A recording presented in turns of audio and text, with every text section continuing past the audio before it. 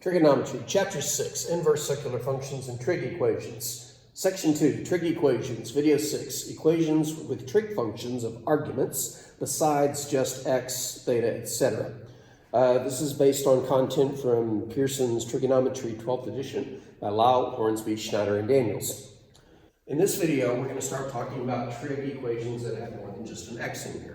We're still going to solve over the interval of one period, which is 0 to 2 pi, and we're going to find the general solutions. Now, how do we accommodate for a new problem? The answer is we try to connect it to what we know about old problems. For example, I would know how to do this if this were just an x, or more generally, just a single variable. So we're going to make a substitution, but when we make a substitution, it's going to affect the interval over which we solve the problem. So let's make a substitution. Let's let x over 2 equal any variable that I want. Let's call it theta because that's in my comfort zone. I could use u, that's typical for calculus, but we'll use theta.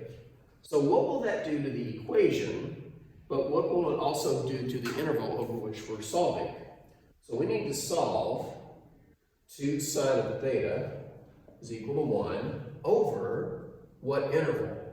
Well, let's think about what we're looking for and over what interval we're looking for. We're looking for the solutions in x over the interval 0 to 2 pi. Saying x is in the interval 0 to 2 pi is like saying x is greater than or equal to 0 but less than 2 pi, or 0 is less than or x is less than 2 pi.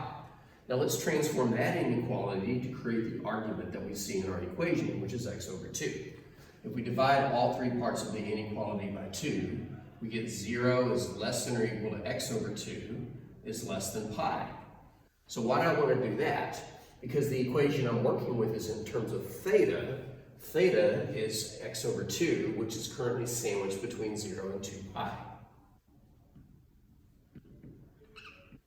So by making the substitution x over 2 equals theta, that means that our equation that we're going to solve over there only needs to be solved over the interval 0 to 2 pi. By taking the interval for our x's, adjusting the interval to get the correct argument in the middle, and then making the same substitution. So we're going to solve this over the interval 0 to pi. So in other words, quadrants 1 and 2. Now, as a basic linear trig equation, this is straightforward. Divide both sides by 2. Let's find our quadrants. Well, our quadrants are based on sine being positive. Sine is positive in quadrants 1 and 2. Well, we're only looking from 0 to pi, so we're going to use both quadrants. Now, if we were doing cosine, that would be different. Because if we were doing cosine, it would be quadrants 1 and 4, but for this equation, we would only be solving from 0 to pi, which would be quadrants 1 and 2 only. So in this case, we actually use the quadrants that this equation suggests, even with our limited interval. All right, let's find our reference angle. Our reference angle is going to be inverse sine of 1/2, which is, pull up my nice little triangle here, inverse sine of 1/2, 2 1 squared, looks like it's pi over 6. I know, you should have these memorized, but I'd rather understand than memorize any day of the week. All right, so our reference angle is pi over 6, so we're going to put it in quadrants 2 and 4. What am I talking about? Quadrants 1 and 2. If we put pi over 6 in quadrant 2 as a reference angle, then we measure it from standard position as pi minus pi over 6, which is 5 pi over 6. And of course, if we put reference angle of pi over 6 in quadrant 1, then that is our solution. So our two solutions for theta are 5 pi over 6 and pi over 6. Now, before we turn these into general solutions, I decided to do that now or later.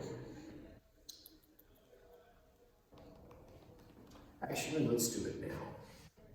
We'll do it later. Right now, this is theta. But we were solving for x. Remember what theta was representing? It was representing x over 2.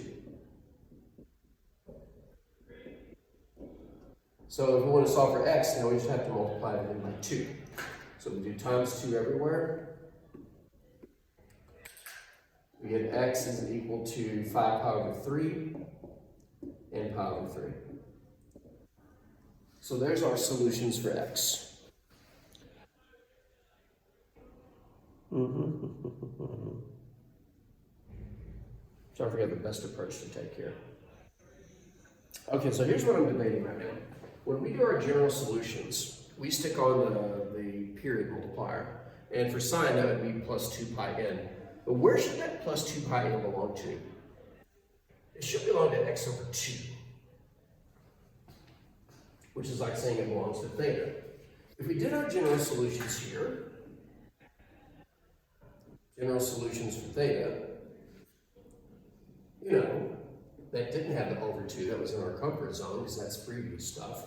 Our general solutions for theta, for this equation, pretending that one didn't exist, would be, we'll start with pi over 6 plus 2 pi n, and theta equals 5 pi over 6 plus 2 pi n. But now, to get the general solutions for x,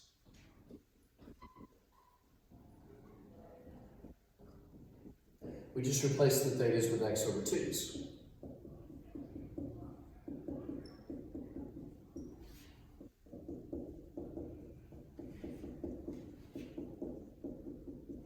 And then multiply everything by 2 like we did over there. And if we multiply everything by 2,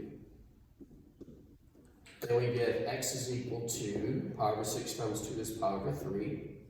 But 2 pi n times 2 is 4 pi n. And then also over here we get x equals 5 pi over 6 times 2 is 5 pi over 3. And 2 pi n times 2 is 4 pi n. And again, this is for n element of an integer. So, when you are doing general solutions for a trig function whose argument is not just x, the period multiplier may change according to the period change. And of course, we could have also gone back here and said, well, with this over 2, then the new period would be 2 pi over 1/2, which is 4 pi, which is why we have a 4 pi over there. But I personally think that the more direct way to get the general solution when your argument is not just x or theta is to make a substitution so that it is, solve the problem like you normally would, and at the very end, take out the theta, change it back to, in this case, x over 2, and then continue solving. We're going to take a look at another one like this here in just a moment.